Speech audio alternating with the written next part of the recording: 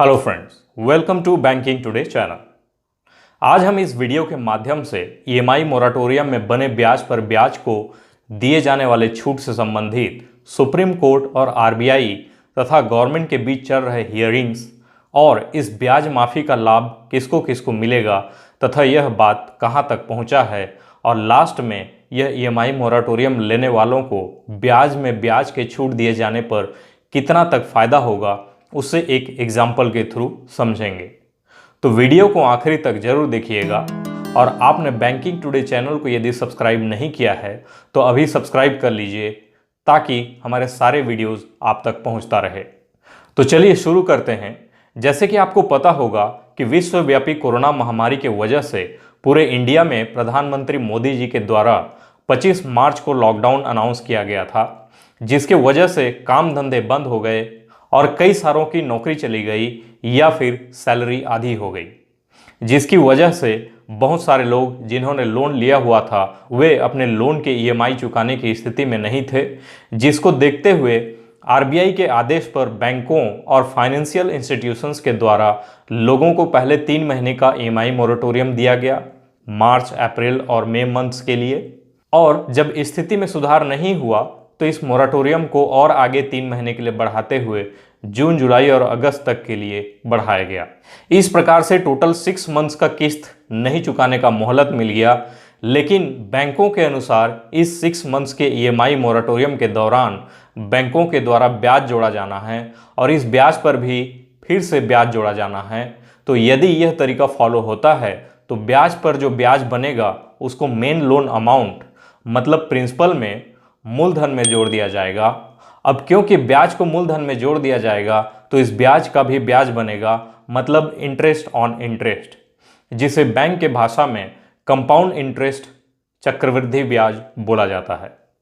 इसी डबल ब्याज के समस्या से राहत दिलवाने के लिए ऐसे महामारी के वक्त में जब आरबीआई के द्वारा मोराटोरियम का सहूलियत दिया गया था उसमें ब्याज भी नहीं लेना चाहिए और ब्याज पर ब्याज तो बिल्कुल नहीं लेना चाहिए करके कुछ याचिकाकर्ताओं के द्वारा सुप्रीम कोर्ट में याचिका दायर किया गया, जिसके फलस्वरूप कुछ टाइम पहले ही सुप्रीम कोर्ट ने आरबीआई और सेंट्रल गवर्नमेंट को अपना स्पष्टीकरण देने को कहा था, जिसके रिप्लाई में आरबीआई ने ईएमआई मोराटोरियम के दौरान बनने वाले ब्याज को माफ करने का विरोध किया और बताया कि यदि ब्याज को माफ किया गया तो इससे बैंकिंग सेक्टर को कुल 2 लाख करोड़ से भी ज़्यादा का नुकसान होगा, जो कि हमारे देश के जीडीपी का लगभग 1% है। इससे बैंकों के फाइनेंशियल पोजीशन पर खराब असर पड़ेगा, हालत और बिगड़ जाएगी और बैंकों के डिपॉजिटर्स जमाकर्ताओं पर भी असर पड़ सकता है, नेगेटिविटी फैल सकती है, यह कहा था। इसी क्रम में आगे बढ़ते हुए बात करते हैं कि 3 अक्टूबर 2020 को सेंट्रल गवर्नमेंट यह मानते हुए सुप्रीम कोर्ट को कहा है कि यह ईएमआई मोराटोरियम में लगने वाले ब्याज पर ब्याज को माफ करने के लिए रेडी हैं। देखिए फ्रेंड्स, यहाँ पर यह कंफ्यूज नहीं होना है कि आपके लोन के मेन इंटरेस्ट ब्याज को माफ किया जाएगा, ऐसा नहीं है। इंटरेस्ट में लगने वाले इंटरेस्ट मतलब ब्याज पर ब्याज को केवल माफ किया जाएगा, ऐसा सेंट्रल गवर्नमेंट ने माना है। तो अब आगे बात करते हैं, यदि सेंट्रल गवर्नमेंट के द्वारा ब्याज पर ब्याज का माफ दिया गया तो इसका फायदा किसे मिलेगा। गवर्नमेंट के अनुसार इसका फायदा केवल उन लोगों को दिया जाएगा जिनका लोन 2 करोड़ या उससे कम है और 2 करोड़ से ऊपर के लोन वालों को पूरा पेमेंट करना होगा, उनको इसका कोई लाभ नहीं मिलेगा। और इस इंटरेस्ट वेवर के तहत एमएसएमई सेक्टर के व्यवसायियों के लोन पर, हाउसिंग लोन पर, ऑटो कार लोन पर, एजुकेशन लोन पर, कंज्यूमर लोन पर और क्रेडिट कार्ड के ड्यूज पर लगने वाले ब्याज को माफ किया जाने का प्रावधान है। इसमें एक चीज नोटिस करने वाली बात है कि एमएसएमई सेक्टर और सैलरीड क्लास के 2 करोड़ तक के लोन पर इंटरेस्ट वेवर की बात कही गई है, जबकि एग्रीकल्चरल लोन्स पर कुछ नहीं बताया गया है, जबकि 6 मंथ्स का ईएमआई मोरेटोरियम एग्रीकल्चर लोन पर भी दिया गया था और किसानों पर भी लॉकडाउन का बहुत असर पड़ा है। हालांकि एग्रीकल्चर सेक्टर का जीडीपी ग्रोथ 3.4% पॉजिटिव में है, इसका मतलब यह नहीं है कि किसानों को इसका असर नहीं पड़ा है। और इसके अलावा रियल एस्टेट सेक्टर के बारे में भी कुछ नहीं बताया गया है। अब बात करते हैं कि उनका क्या, जिन्होंने यह ईएमआई मोराटोरियम का फ़ायदा नहीं लिया है और जैसे तैसे मैनेज करके ईएमआई का पेमेंट किया है। तो इस संबंध में भी गवर्नमेंट ने क्लियर किया है कि जो लोग यह ईएमआई का पेमेंट रेगुलर करते आए हैं उनको कैशबैक या बोनस के तौर पर इंटरेस्ट वेवर का लाभ दिया जाएगा। तो यह दोनों ही प्रकार के लोगों के लिए लागू होगा। याचिकाकर्ताओं के द्वारा सुप्रीम कोर्ट में इस बात की भी मांग की गई थी कि पूरा ब्याज को माफ किया जाए, जिसके जवाब में फाइनेंस मिनिस्ट्री ने कहा कि यदि पूरे ब्याज राशि को माफ कर दिया जाए 2 करोड़ से ऊपर वाले लोन पर भी, तो बैंक पर टोटल 6 लाख करोड़ का, मतलब हमारे जीडीपी का लगभग 3% तक का बर्डन आएगा, जिससे बैंक की नेटवर्थ और फाइनेंशियल पोजीशन पर बहुत ज़्यादा नेगेटिव असर पड़ेगा। इसलिए सबको इंटरेस्ट वेवर दे पाने में असमर्थता जताते हुए कहा कि केवल कुछ क्लास के लोगों को ही ब्याज माफ़ी देकर हेल्प किया जा सकता है, जिनका लोन 2 करोड़ तक है। और इस छूट के संबंध में 5 अक्टूबर को गवर्नमेंट के द्वारा एफिडेविट प्रस्तुत किया गया था, जिसे सुप्रीम कोर्ट ने सेटिस्फैक्टरी नहीं है करके बताया, क्योंकि उसमें कंप्लीट डिटेल नहीं था, एक्शन प्लान नहीं था, किस तरीके से छूट दिया जाएगा, पैसा कहां से आएगा, बैंकों के द्वारा कैसे इंप्लीमेंट किया जाएगा, कुछ सेक्टर को छोड़ दिया गया है, इन सभी की जानकारी मांगी है तथा केवी कामथ कमेटी के डेट रिस्ट्रक्चरिंग संबंधित रिकमेंडेशंस के बारे में भी बताने के लिए कहा है। और इसके लिए सुप्रीम कोर्ट के द्वारा गवर्नमेंट और आरबीआई को फिर से 12 अक्टूबर तक का टाइम दिया गया है कंप्लीट डिटेल के साथ एफिडेविट पेश करने के लिए, जिसकी अगली सुनवाई फिर से 13 अक्टूबर को होगी। तो अब इस छूट की जानकारी 13 अक्टूबर को क्लियर होने के चांसेस हैं। देखिए, ब्याज पर ब्याज का छूट दिया जाना तो तय है, क्योंकि गवर्नमेंट ने सुप्रीम कोर्ट को बोल चुका है, एफिडेविट प्रस्तुत कर चुका है। भले ही इसमें टाइम लग सकता है, तो यह खुशखबरी ही है उन सभी के लिए जिनका लोन 2 करोड़ या उससे नीचे का है। सुप्रीम कोर्ट और गवर्नमेंट के बीच इस बात का क्लैरिटी हो जाने के बाद इसे पार्लियामेंट में पास कराना होगा, और जब पास हो जाएगा उसके बाद इसे बैंकों द्वारा इम्प्लीमेंट किया जाएगा। इस इंटरेस्ट वेवर से आपको कितना तक फायदा होगा उसको एक एग्जाम्पल के थ्रू समझते हैं, ताकि आपको और क्लियर हो जाए। तो चलिए हम एक हाउसिंग लोन का एग्जाम्पल लेकर इसे समझने की कोशिश करते हैं। मान लेते हैं कि आपने लॉकडाउन के 2 वर्ष पहले होम लोन लिया था। लोन का प्रिंसिपल अमाउंट है 30 लाख रुपए, ब्याज है 8% और इसका रिपेमेंट पीरियड जो आपने लिया हुआ है वो है 240 मंथ्स का, मतलब 20 वर्ष का। तो इसका किस्त होगा 25,093 रुपए।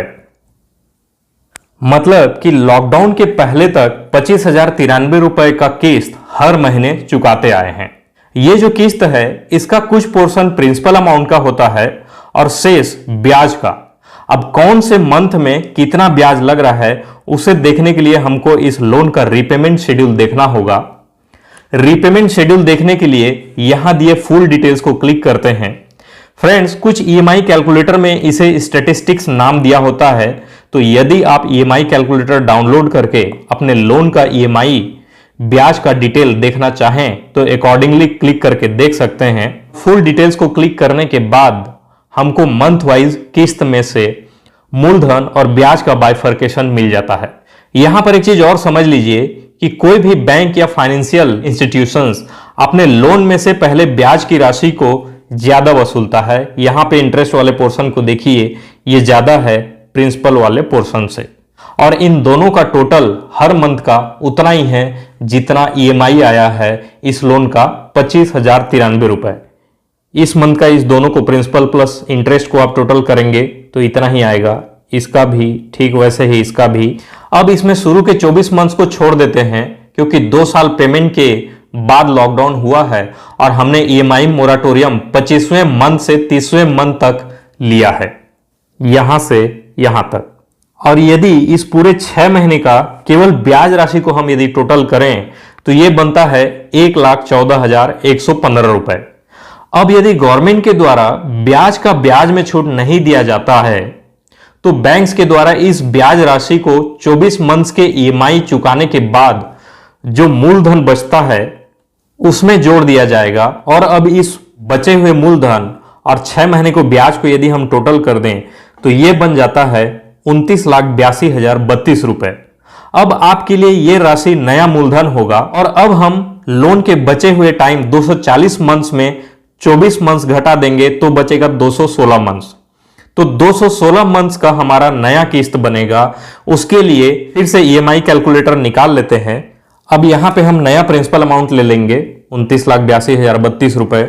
इंटरेस्ट उतना ही रहेगा 8% और नया जो बचा हुआ हमारा टाइम है 216 महीने उसको ले लेंगे और इसके अकॉर्डिंगली हम अपना नया ईएमआई जो है कैलकुलेट करके देखेंगे।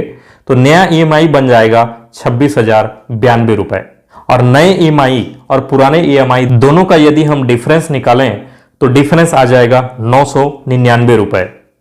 इस 999 रुपए को बचे हुए टाइम मतलब 216 मंथ से मल्टीप्लाई कर दीजिए तो हमारा जो एक्स्ट्रा बर्डन वाला वैल्यू आ जाएगा 2,15,784 रुपए। इसका मतलब यदि आप ईएमआई मोराटोरियम 6 मंथ्स का लिए हैं और यदि गवर्नमेंट द्वारा ब्याज के ब्याज में माफी नहीं दिया जाता है तो आपको एक्स्ट्रा 2,15,784 रुपए का बर्डन पड़ेगा। ठीक इसी तरह आप अपने कार लोन, पर्सनल लोन इत्यादि का कैलकुलेट करके देख सकते हैं जिससे आपको एक्स्ट्रा बर्डन का पता चल जाएगा। तो फ्रेंड्स, उम्मीद है यह वीडियो आपको पसंद आया हो और एक क्लैरिटी मिल गई हो। और यदि वीडियो पसंद आया हो तो इसे लाइक जरूर कीजिए और शेयर भी कीजिए। और अभी तक आपने यदि हमारे चैनल को सब्सक्राइब नहीं किया है तो प्लीज अभी सब्सक्राइब कर लीजिए ताकि ऐसे ही इंफॉर्मेटिव वीडियोस आप तक पहुंचता रहे। धन्यवाद।